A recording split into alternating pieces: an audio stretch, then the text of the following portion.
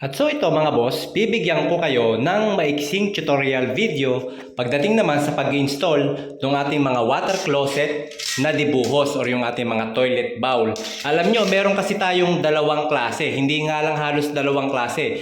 Yung pagkaabang ng mga butas natin, ng ating mga sanitary line para sa ating mga water closet, iba't iba ang sukat nito. Depende yan kasi sa toilet bowl, water closet na mabibili natin. Pero ito ay dibuhos. Wala siyang makikitang flash. Okay? So ngayon, kapag may flash yung ating water closet, ang standard na kinakailangan nating ma-finish galing dito sa finish tiles from center ng ating butas ay 30 to 31 cm. Finish na yon mga bossing. So ngayon, kapag nag-aasintada pa lang, kinakailangan, galing sa CHB naman ay plus 5 cm tayo palagi. Para sa plastering works at saka sa ating tiling works. Ngayon naman, pag ganitong mga dibuhos, ang sukat naman nito sa finish ay 34 cm. Nakikita ninyo mga bossing, iba siya, di ba?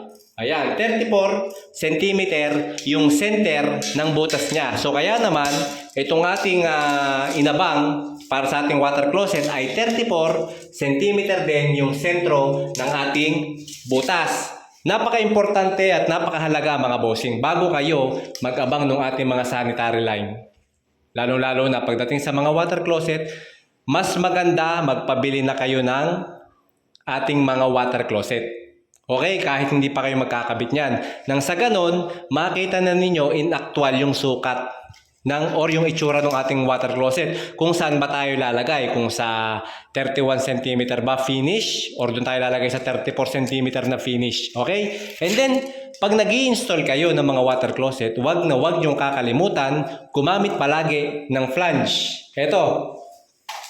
Ito yung ilalagay natin dito sa ating butas.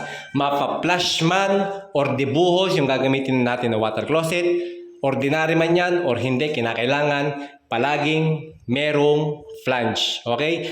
Para maiwasan natin yung mga leakage or yung mga tagas.